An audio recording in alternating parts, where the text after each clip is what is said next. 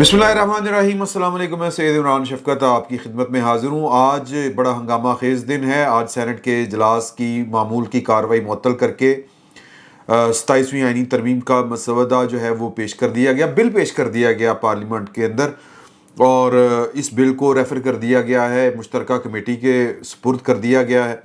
वो इसके ऊपर अपनी तजावीज़ देगी, एक ज़ाब्ते की कार्रवाई। अब बात ये है कि एक चीज़ होती है जिसको हम कहते हैं कि अल्फाज का गोरख धंधा और ज़ाब्ते की कार्रवाई, और एक चीज़ होती है जटकी चीज़ क्या है? 27वीं आईनी तरमीम की जो पूरी की पूरी प्रैक्टिस है, और पाकिस्तान पीपल्स पार्टी का दम साध के इस सारी तरमीम के ऊपर जो है वो यूँ कहें कि इकरार, या यूँ कहें कि उसके ऊपर राज़ी हो जाना, और जो जिन चीज़ों के ऊपर उन्होंने राज़ी नहीं होना था वो चीज़ें जानबूझ के, मेरा ख्याल है कि हुकूमत ने और जिन्होंने भी शामिल करवानी थी। एक तो ये बड़ा मसला है कि यहाँ पे जो हुकूमत होती है वो उसकी कई शक्लें होती हैं, तो जिस भी शक्ल ने जो भी चाहा था वो जो उनका मकसद था वो अचीव कर लिया गया है। पाकिस्तान पीपल्स पार्टी के बारे में, यानी कि यूँ मैं कहूँ अगर बहुत देसी जटकी ज़ुबान में,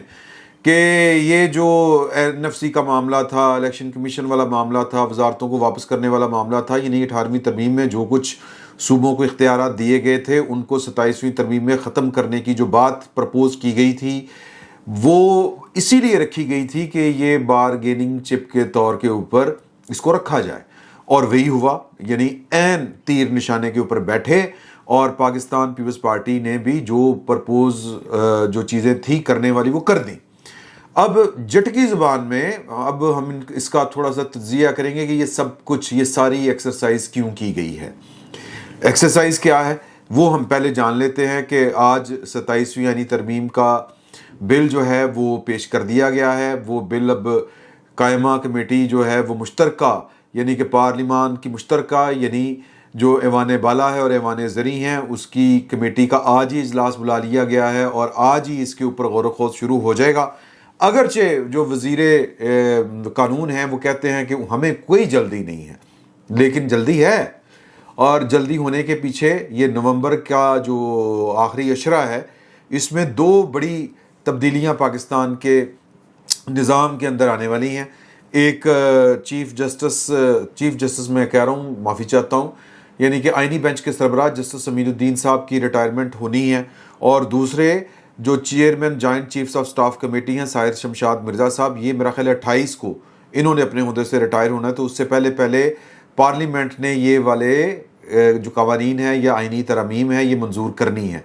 क्यों करनी है वो हम जटकी जब बात करेंगे, बहुत सादा अल्फाज में जब बात करेंगे, जो मुद्दा है, जो मकसद है इस सारी एक्सरसाइज का, जब वो बयान करेंगे तो उसमें वो चीज़ें जो है ऑटोमेटिकली आ जाएंगी।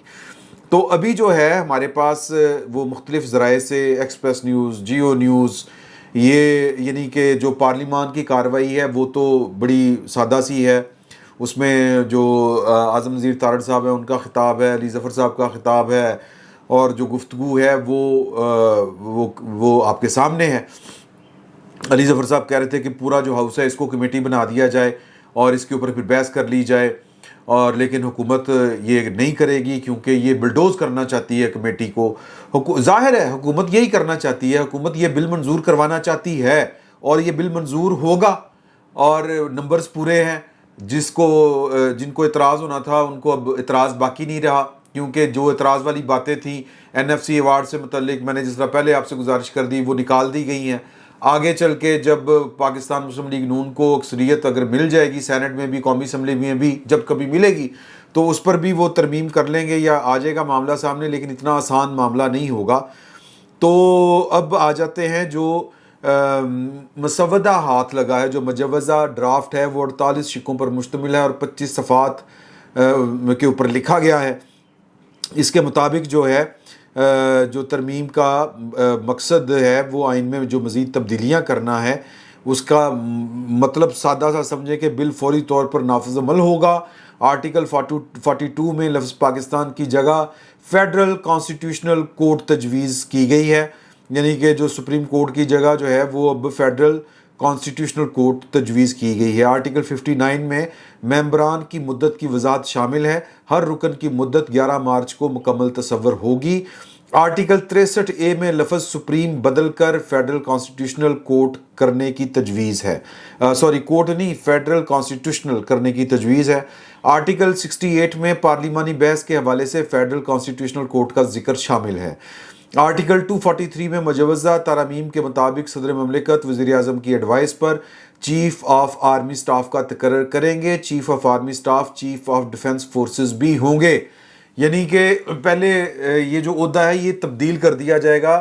یہ جو چیف تھے نا جی، کیا تھا، chairman joint chiefs of staff committee, اس سے تبدیل کر دیا جائے گا۔ پہلے جب یہ عہدہ بنایا گیا تھا تو اس کے جو سربراہ ہوتے تھے، یہ کبھی جو سب سے سینئر ہوتے تھے فوج کے اندر، تینوں مسلح افواج میں، وہ اس کے سربراہ لگ جایا کرتے تھے۔ مجھے آج بھی یاد ہے کہ پاکستان کی فوج کی طرف سے جو بڑی فوج ہے، جنرل شمیم عالم صاحب ایک ہوتے تھے۔ تو اس طرح یعنی فضائیہ کے بھی رہے، فوج کے بھی رہے، اور جو نیوی کے بھی اس کے سربراہ رہے، لیکن اس کے بعد آہستہ آہستہ یہ اس عہدے سے جو ہے وہ ایئر چیف کو، اور پھر اس کے بعد بے شک وہ سینئر بھی کیوں نہ ہوں، پہلے سینیارٹی تھی کہ تینوں فوجی سربراہان میں سے جو سینئر ہوتا تھا اس کو chairman joint chief of staff committee لگا دیا جاتا تھا، اور اس عہدے کو کریٹ کرنے کا مطلب یہ تھا کہ یہ مسلح افواج کا سربراہ ہوگا، تینوں فورسز کا سربراہ ہوگا۔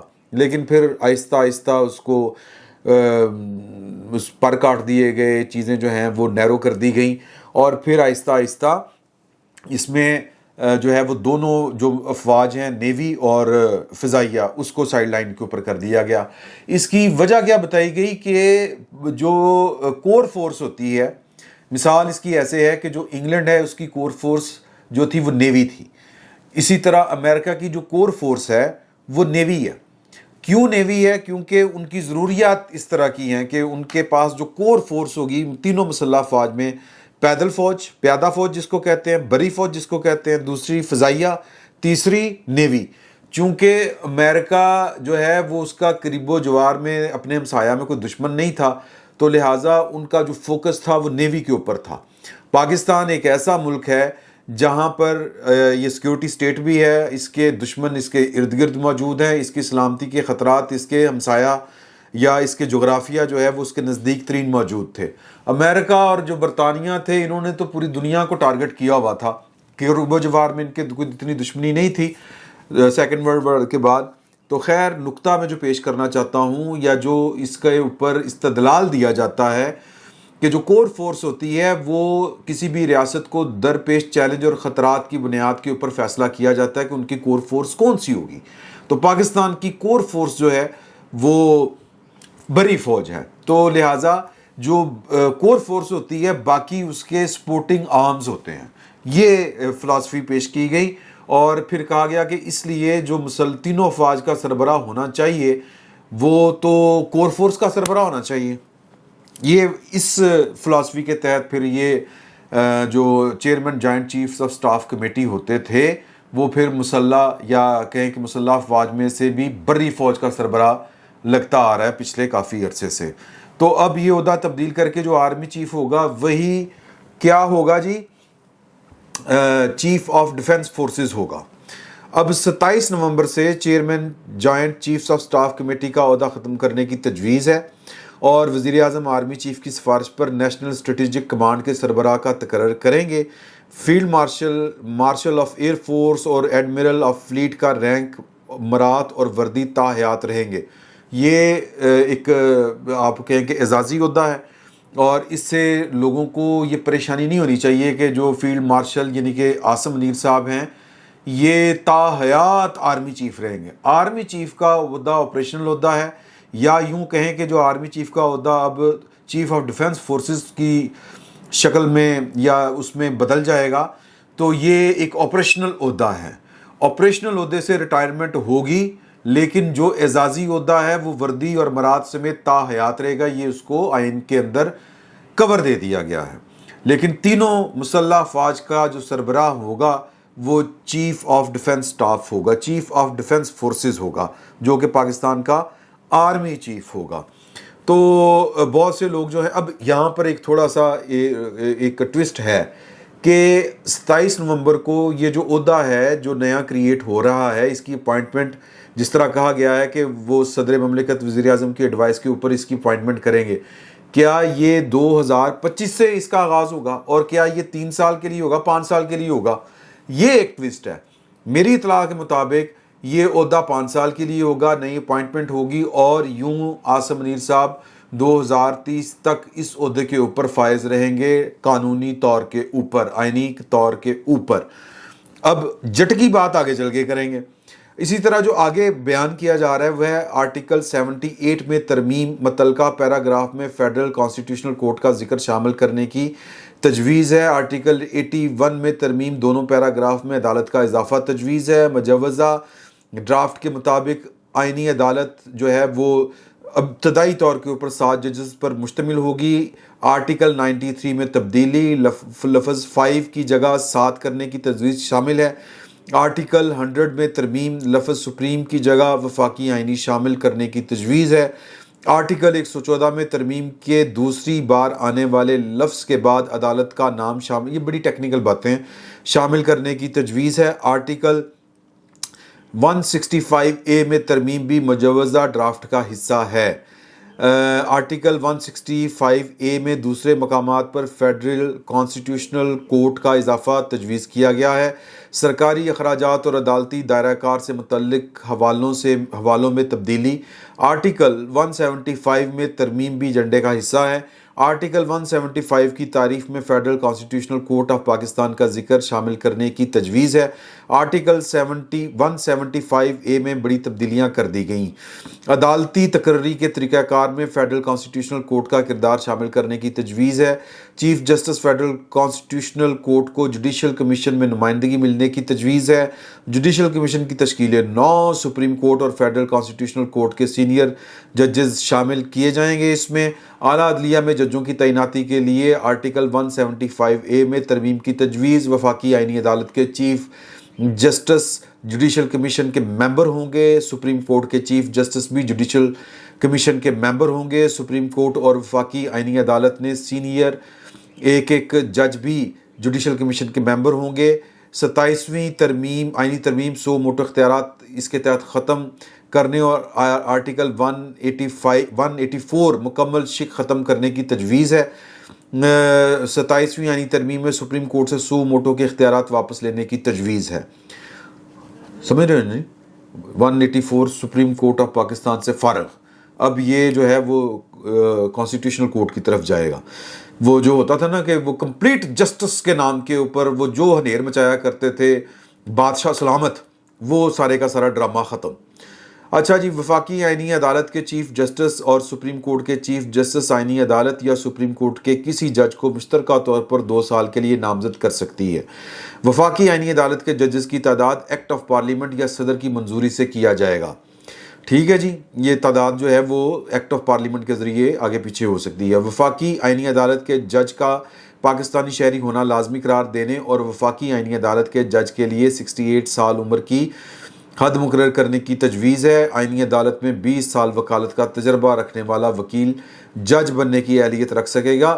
27ویں آئینی ترمیم سے قبل مفاد عامہ کے تمام مقدمات جو آئینی بینچز میں زیر سماعت تھے خود کار طور پر وفاقی آئینی عدالت میں منتقل ہو جائیں گے۔ تو اب یہ بہت لمبی چوڑی تجاویز ہیں۔ 243 میں ترمیم شامل ہیں۔ Joint chief of staff committee کا عہدہ 27 نومبر 2025 سے ختم تصور کیا جائے گا۔ وزیر اعظم آرمی چیف کی سفارش پر کمانڈر نیشنل اسٹریٹجک کمانڈ کا تقرر کریں گے۔ تقرر پاکستان آرمی کے ارکان میں سے ہوگا جس کی تنخواہ الاؤنسز مقرر کی جائے گی، یعنی کہ یہ ایک نیا عہدہ ہے۔ اور وفاقی حکومت فوجی افسر کو فیلڈ مارشل، ایئر مارشل یا ایڈمرل چیف کے رینک پر ترقی دے سکے گی۔ یونیفارم اور مراد تاحیات رہیں گی۔ فیلڈ مارشل، ایئر مارشل اور ایڈمرل چیف بطور ہیروز تصور ہوں گے۔ تینوں کو آرٹیکل 47 کے بغیر نہیں ہٹایا جا سکے گا۔ تو اب اگر اس کا ہم تھوڑا سا جھٹکا تجزیہ کریں تو سر کل ملا کے یہ ساری ایکسرسائز کا مطلب یہ ہے کہ جو صاحبان جیل میں ہیں، جو پروجیکٹ عمران خان تھا، یہ سارے کام اس کو انڈو کرنے کے لیے ہو رہے ہیں اور آگے سے کاموں کو سیدھا رکھنے کی ایک اپنی طرف سے کوشش ہے۔ اللہ کرے کہ یہ کوشش کامیاب رہے اور کوئی مزید جو ہے وہ اس پنڈورا باکس سے وہ جو پروجیکٹس بنانا، پروجیکٹ لانچ کرنا، وہ کوئی نئی چیز سامنے نہ آ جائے۔ یہ جو وفاقی فیڈرل کانسٹیٹیوشنل کورٹ ہے، جو آئینی عدالت ہے، اس کا خواب جو ہے وہ پاکستان پیپلز پارٹی یعنی کہ بینظیر بھٹو صاحبہ اور نواز شریف صاحب نے مل کے دیکھا تھا، تو لہٰذا اب یہ موقع تھا کہ اس خواب سے فائدہ اٹھایا جائے، اس کو تعبیر دی جائے۔ اور جھٹکی بات میں بار بار جو کہہ رہا ہوں تو کریں، وہ یہ ہے کہ پاکستان کی اعلیٰ عدلیہ میں پروجیکٹ عمران خان کی وجہ سے یا اس کو بچانے اور چلانے کے لیے جو تقرریاں کی گئی تھیں وہ گلے پڑیں۔ پھر جو 6 جج انقلابی ہوئے تھے، اب یہ جو تقرر اور تبادلے جو اختیارات جو ہیں وہ دے دیے گئے ہیں صدر وزیر اعظم کو، پارلیمانی کمیٹی کو، یہ ان ججوں کو تبدیل کرنے سے میرا خیال ہے کہ اس کے لیے استعمال ہوں گے وہ جو اسلام آباد ہائی کورٹ میں بیٹھ کے جو اپنا پولیٹیکل ایجنڈا چلا رہے تھے، ان ججوں کو دیگر ہائی کورٹس میں اب بھیجا جائے گا۔ جس طرح ڈوگر صاحب کو اسلام آباد ہائی کورٹ لایا گیا تھا اور وہ کیا نام تھا، عمر فاروق صاحب کی جگہ کے بعد، تو اسی طرح یہ جو اس وقت سینئر فن بن کے بیٹھے ہوئے ہیں، میں فن کہنے لگا تھا، تو بن کے بیٹھے ہوئے ہیں، اب ان کو لاہور ہائی کورٹ یا ایسی عدالتوں میں ٹرانسفر کیا جائے گا جہاں پر وہ جونیئر موسٹ ہوں، یعنی کہ ان کے چیف جسٹس بننے کا امکان باقی نہ ہو۔ تو یہ چونکہ سیاست جو تھی بدلے ہوئے حالات میں کہ اگر پاکستان کی اسٹیبلشمنٹ جو ہے وہ توبہ طائب کر چکی ہے تو اس کو اس کے حال کے اوپر چھوڑ دیا جاتا، بجائے اس کے کہ آئین کے مطابق چلا جاتا، پارٹی بازی نہ کی جاتی۔ انہوں نے پارٹی بازی کو ترجیح دی اور پاکستان کی اسٹیبلشمنٹ کو سبق سکھانے کی کوشش کی، تو پھر اگلوں نے اب سبق سکھا دیا ہے۔ تو ایک تو اس کا مطلب یہ نکلتا ہے، دوسرا مطلب فیلڈ مارشل اگر 2030 تک رہتے ہیں آرمی چیف اپنے نئے عہدے کے اوپر، ان کی نئی تقرری ہوتی ہے جو جن شبہات کا اظہار، شکوک کا اظہار پاکستان تحریک انصاف کے کچھ باخبر لوگ کر رہے تھے، جن میں شہباز گل صاحب بھی شامل تھے، تو پھر وہ اپنی خیر منائیں۔ یعنی کہ 2030 تک اگر فیلڈ مارشل صاحب جو ہیں وہ آرمی چیف کے عہدے کے اوپر ہوتے ہیں، یا ٹیکنیکلی وہ جو نیا عہدہ ہے اب وہ ہماری زبان کے اوپر چڑھتے چڑھتے ٹائم لے گا، چیف آف ڈیفنس فورسز، یہ اس عہدے کے اوپر اس کی تقرری نہیں ہوتی ہے اور 5 سال کے لیے ہوتی ہے، تو پھر 2030، یہ تو 2025 ہے نا جی، یعنی کہ اگلے 5 سال جو ہے وہ جو عاصم منیر صاحب ہیں وہ آرمی چیف یا اپنے عہدے کے اوپر رہیں گے، اور اس عہدے کے اوپر رہنے کا مطلب وہی ہے جو پاکستان تحریک انصاف کے ہمدردگان، ان کے حمایت یافتگان اور ان کے کارکنان اور ان کے وہ سارے کے سارے باشندے جو وہ سوچ رہے تھے وہی کچھ ہوگا اور وہی کچھ ہونا ہے۔ اب یہ اب جو ہے وہ مطلب اب اس کے اوپر کیا بات کی جائے؟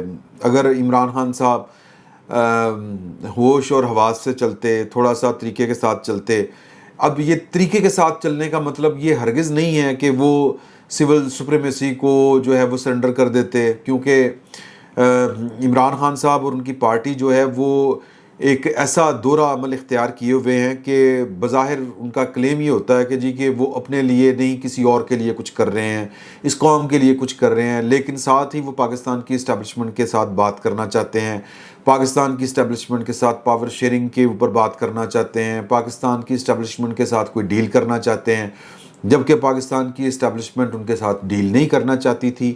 ہوتا یہ کہ وہ کہتے ہیں کہ جی کہ ہم پاکستان کی اسٹیبلشمنٹ کے سیاسی کردار کے خلاف ہیں، ان سے ہم کوئی ڈیل نہیں کرنا چاہتے، تو ہم پارلیمنٹ کے اندر بیٹھ کے یا تو اپنے بہترین وقت کا انتظار کریں گے یا پھر اس حکومت کو، اس پولیٹیکل کلاس کو جو اس وقت حکومت میں ہے اس کو ٹف ٹائم دیں گے، ان کو روزانہ آئینہ دکھایا کریں گے کہ تم لوگ تو وہ تھے جو ووٹ کو عزت دینے کی بات کرتے تھے، تم لوگ تو وہ تھے جنہوں نے سول سپریمیسی کے لیے COD کو سائن کیا تھا، تو اب اگر وقت آیا ہے تو اپنے ان پرانے مطالبات کے اوپر، اپنے ان پرانے نظریات کے اوپر عمل کرو، میں تمہارے ساتھ ہوں، آئیں مل کے پاکستان کے اندر سول سپریمیسی قائم کرتے ہیں، پاکستان کی اسٹیبلشمنٹ کا، پاکستان کی سیاست سے، ریاست سے جو ان کا کردار ماضی سے چلا آ رہا ہے اس کو بالکل ختم کرتے ہیں، پاکستان کے وزیر اعظم کو توانا کرتے ہیں، پاکستان کے وزیر اعظم کو، چیف ایگزیکٹو کو با اختیار بناتے ہیں، ایسا با اختیار کہ جو کسی کے دباؤ میں نہ ہو، جو فیصلے آزادانہ کرنے سے پہلے کسی کی منظوری کا جو ہے وہ انتظار نہ کرتا ہو، کسی کا جو کہتے ہیں نا اشارہ ابرو اس کا منتظر نہ ہو، تو وہ والے کام کرتے ہیں جو پاکستان کے عوام نے جو درینہ خواب دیکھے تھے ان کو پورا کرنے کی کوشش کرتے ہیں۔ عمران خان صاحب نے تو ایسی کوئی بات نہیں کی، بلکہ وہ مسلسل اس کوشش میں رہے کہ پاکستان کی اسٹیبلشمنٹ موجودہ حکومت کو، شہباز شریف صاحب کو، نون لیگ کو، پیپلز پارٹی کو طلاق دے کے، 4 حرف دے کے خود کو ان سے علیحدہ کرے، اور عمران خان صاحب کو، پاکستان تحریک انصاف کو بھی نہیں، عمران خان صاحب کو اس کام کے لیے چوز کرے، شراکت اقتدار کے لیے۔ جس طرح 2018 سے جس منصوبے کے اوپر عمل کیا گیا تھا، اس منصوبے کو پایہ تکمیل کے پہنچانے کے لیے وہ جو بریک آ گئی تھی درمیان میں، وہ بریک کو ختم کر کے پھر اسی طرح پیار محبت کے ساتھ معاملات کو آگے بڑھایا جائے اور اس ملک کے اوپر حکومت کری جائے، یہ عمران خان صاحب چاہ رہے تھے اور کر رہے تھے، کھلے عام کر رہے تھے، بار بار کر رہے تھے۔ اب اگلے راضی نہیں تھے اس بات کے اوپر، وہ جان چھڑانا چاہ رہے تھے، تو پھر طریقہ انہوں نے ڈھونڈ لیا۔ جٹ کی بات یہ ہے کہ عمران خان صاحب جو ہیں وہ اگر یہ ترمیم جو ہے وہ 27 نومبر سے پہلے منظور ہو گئی تو اس کا دوسرا مطلب یہ ہوگا کہ وہ مزید کم از کم 10 سال کے لیے جہاں ہے جیسے ہے کہ بنیاد کے اوپر وہیں رہیں گے جہاں پر وہ ہیں، اور چونکہ وہ کوئی انقلابی سیاست کر نہیں رہے تھے تو جو وہ سیاست کر رہے تھے وہ ان کے الٹ گلے پڑی ہے اور وہ ان کے گلے پڑتی رہے گی۔ اب بیٹھ کے یہ جو ہے نا جی دانشور وہ سوچتے رہیں کہ یہ فلانی بات مقبول لیڈر، یہ لیڈر، وہ لیڈر، اگلے نے سر مکو ٹھپ دیتا۔ وہ عدالتوں کے اندر بھی جو ان کی حمایت تھی وہ اس کا بھی پورے کا پورا بندوبست کر لیا گیا ہے، اور جو ان کو لگ رہا تھا کہ عاصم منیر صاحب نومبر میں کار چلے جائیں گے اور اگلا آرمی چیف آئے گا اس کے ساتھ اس کو ہم ڈرا لیں گے، دھمکا لیں گے، وہ اتنے مضبوط اعصاب کا نہیں ہوگا، سر ہوتے پھر اتھی جو کر لو جو کرنا ہے۔ تو یہ جناب جو میں نے بڑے محتاط انداز میں اس ساری ایکسرسائز کا جو سیاسی ترجمہ ہے وہ میں نے کر کے آپ کے سامنے رکھ دیا ہے۔ یہ زمینی حقائق ہیں، اور جو نظریاتی، اصولی، دوسری تیسری باتیں ہیں، کیونکہ یہاں پر اس وقت کوئی نظریاتی سیاست نہیں کر رہا، کوئی اصولی بات نہیں کر رہا، پاور پالیٹکس جاری ہے، اور عمران خان صاحب اس پاور پالیٹکس میں مات کھا چکے ہیں، اور ابھی تک تو یہی فیصلہ ہے وقت کا۔ آنے والے وقت میں کیا ہوتا ہے یہ ہم وقت کے اوپر چھوڑتے ہیں، کیونکہ عمران خان صاحب نے جس سیاست کے بنیاد کے اوپر یا جس سٹائل کی سیاست وہ کر رہے تھے پاور پالیٹکس کی، اس کا نتیجہ یہی نکلنا تھا جو نکل کے آپ کے سامنے آ چکا ہوا ہے۔ اجازت دیجیے، اللہ حافظ۔